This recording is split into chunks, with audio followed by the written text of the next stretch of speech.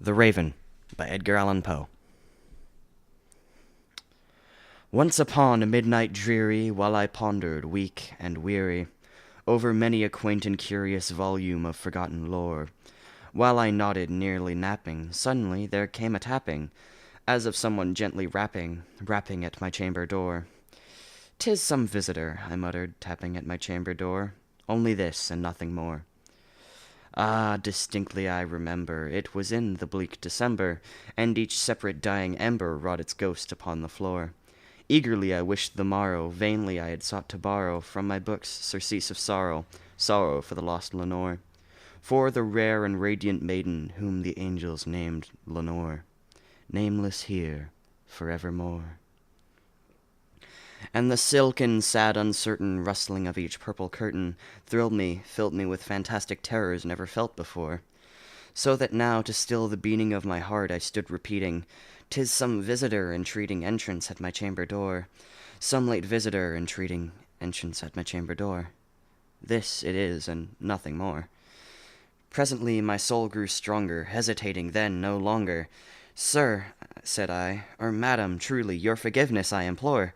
But the fact is I was napping, and so gently you came rapping, and so faintly you came tapping at my chamber door, that I was scarce was sure I heard you. Here I opened wide the door.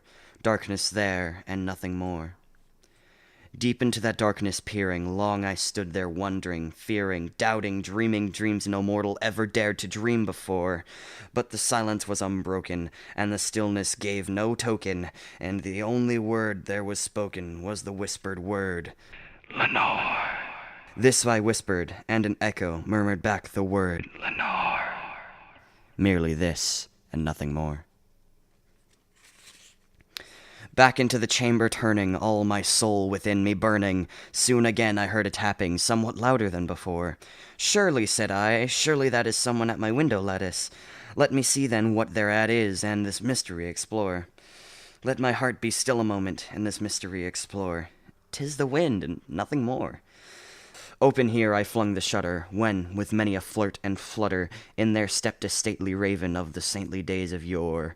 Not the least obeisance made he, not a minute stepped or stayed he, but, with mine of lord or lady, perched above my chamber door. Perched upon a burst of palace just above my chamber door. Perched and sat, and nothing more. Then this ebony bird beguiling my sad fancy into smiling, by the grave and stern decorum of the countenance it wore.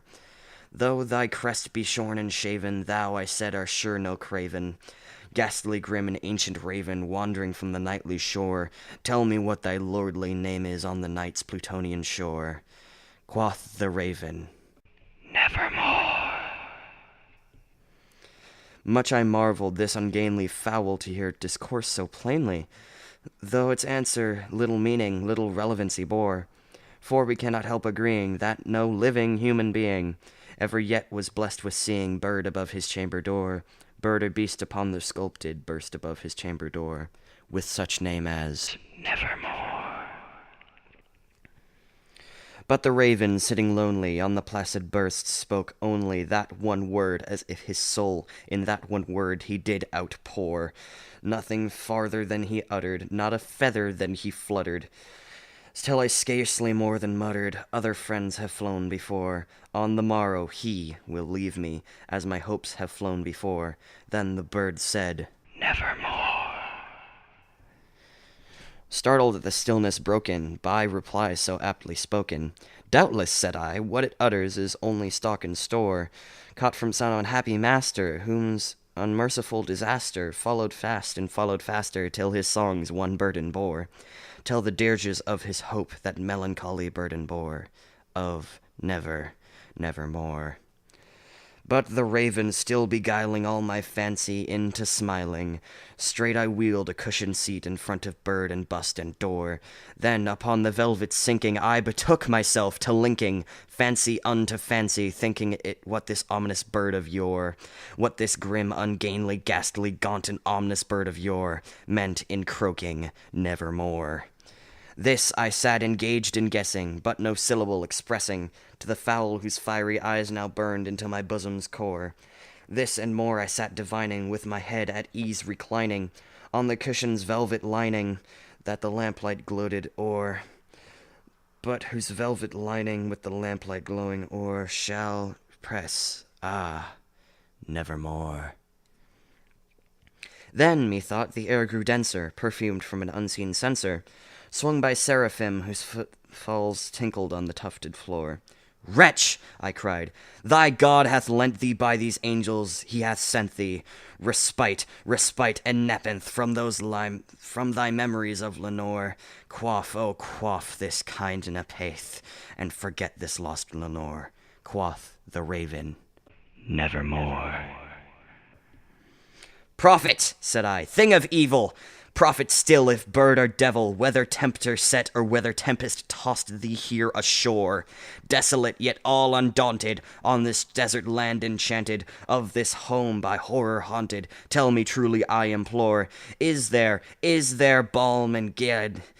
Tell me, I implore, quoth the raven, nevermore. Prophet, said I, thing of evil, prophet still, if bird or devil, by that heaven that bends above us, by that God we both adore. Tell this soul with sorrow laden, if, within the distant Aidenn, it shall clasp a sainted maiden, whom the angels named Lenore. Clasp a rare and radiant maiden, whom the angels named Lenore. Quoth the raven, nevermore. Be that word or sign of parting, bird or fiend, I shrieked upstarting, get thee back into the tempest of the night's Plutonian shore. Leave no black plume as a token that I lie, thy soul hath spoken.